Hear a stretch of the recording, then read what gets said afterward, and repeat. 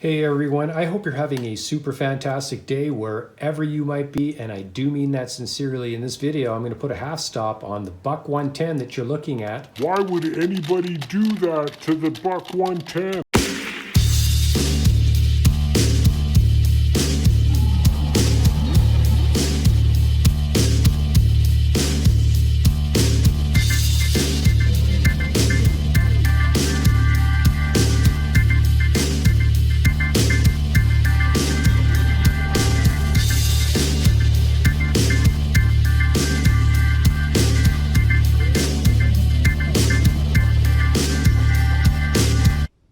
I can't stand intros. Okay, so obviously you need a buck 110 or a buck 112. I was thinking of doing it on the 112, but the 110 is going to be the subject. You need a Dremel, some kind of a cutting wheel, and very important is to pay attention to the rotation. Find out which way it's going. So in this case, it's going from this angle, it's going counterclockwise. Correction, it's going clockwise. Okay, so this is going to be a little tricky to film. And you need a Sharpie, preferably with one of these tips. All right, so I've already got a couple of marks. I think you can sort of see them there. I'm going to do it again. So first, I figure out this is where I want to be. I like to be 90 degrees. I'm pretty OCD that way. So I don't want the half stop to end there. And I don't want the half stop to end there. Those are two extreme examples. You know, I like to see it right about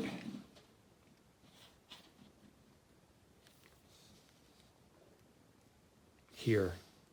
Somewhere in there would kind of make me happy. I would say that would be close enough. Okay, so once you're satisfied with where you want to be, obviously keep your fingers away, and maybe taping the blade for safety would be a good idea. But anyway, I think I'm going to be okay in this case. So I'll try and zoom in the best I can. There you go. Okay, so the end of the lock, a nice square there. So I'm just going to put a mark on the blade.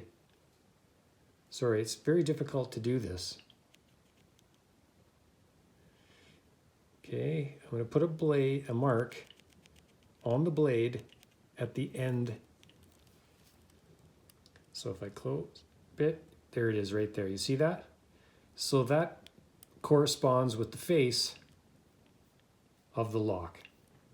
So right about there. And then I will close it all the way. And I want the flat spot to be roughly from there to there. See that? There's the old marks. You see the old marks? I think it's safe to say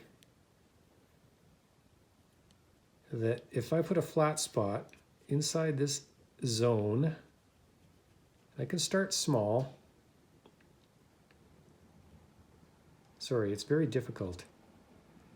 I think that's one of the reasons why I haven't filmed all the other knives that I've done. Kind of something like that. Okay, I think you get the idea.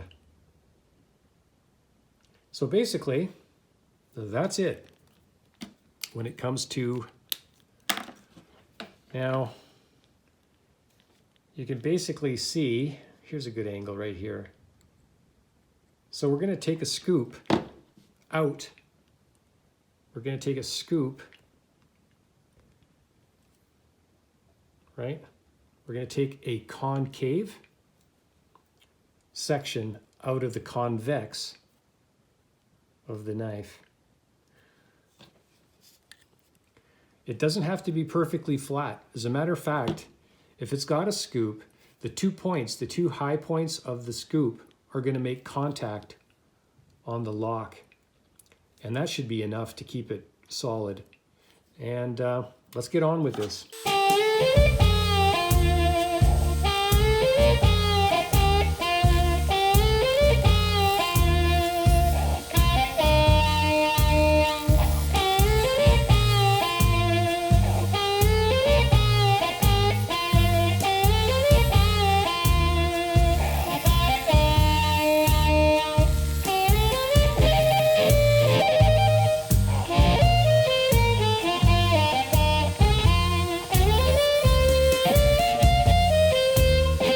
I went to the movies, I went to the Late Late Show. I was walking down Main Street all alone. I had a groovy kind of feeling, turning in the pit of my All right, so this is about the time I like to soul, yeah. experiment and see where it's at. I can always make it a little bit bigger. I can move it in a different direction. Wow, it feels really good so far. I could hear a band playing. Man, these cats Feels could pretty good. swing. The people Let's take a were look and see what it's looking like. There might be a little bit more work to do. You can see I've kind of nicked a little bit on the brass. And that's me being, you know, you can see that I'm kind of nicked a little bit on the brass there. But it's hard to do on camera like this. And if you were to do this, you probably would put it in a vise and do a lot neater job. But it's okay. So all right, this is a work knife for me, so I'm okay with this. Gives a little bit of character. So important to get the entire width. If you leave a little bit of meat on the blade on the side there, you'll get a kind of a funny bind. In this particular case, it's actually not that bad. I just might leave this. So you can see that I ended up being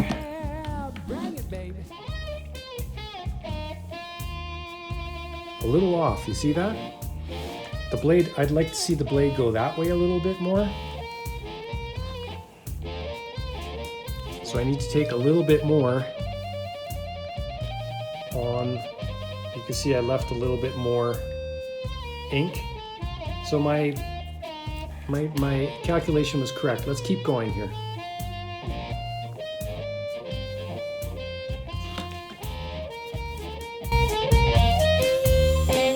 It was a five cats playing boogie woogie blues. It was a five cats singing boogie woogie blues. It was a five cats playing boogie woogie blues. It was a five cats singing boogie woogie blues. It was a five cats playing. How are we looking? Boogie woogie all night long. It's got a nice solid, Long, baby. it's very solid. It's telling me all the points are touching on the flat spot of the lock in the right spot, so that's good. And you can see that I moved it. Do you see how it's kind of squared up? Doesn't take very much. This is a very subtle job. And there you go.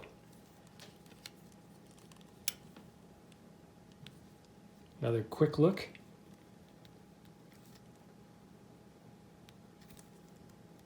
See if I can get this in a little bit better for you.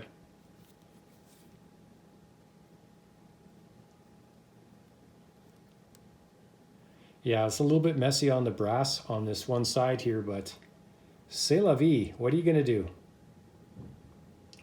There you go. You see how it's kind of looking not too bad. I could tweak it a little bit more, but really it's feeling pretty good. And that's what it comes down to. No one's gonna look at that. How does it feel? Does it feel like it stops and then kind of moves a little bit more? Or does it feel nice and flat? Okay, so I think I'm going to be okay with that. So one-handed closing. When you do the one-handed close with the Buck 110, this is how I do it. I know there's other methods, but I just kind of start it. And this has always made me feel a little bit sketchy. So what I used to do, or what I normally do, is I keep my thumb up against the kick a little bit, or close to the kick. In this kind of situation. And then I kind of do this. But now that I've got this extra stop,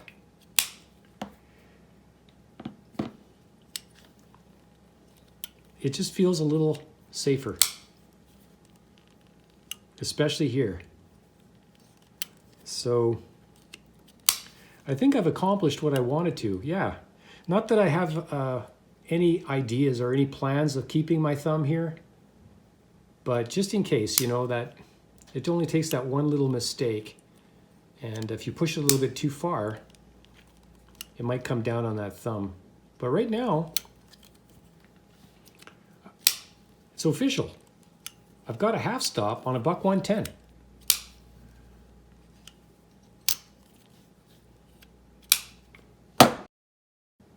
So there you have it. The half stop on the Buck 110 is done. I'm happy with it. I wasn't really sure how it was going to work, but you know what? Gosh darn it. Dang fern it. It's pretty good. Unsubscribe, unsubscribe, unsubscribe. This guy is off his rocker.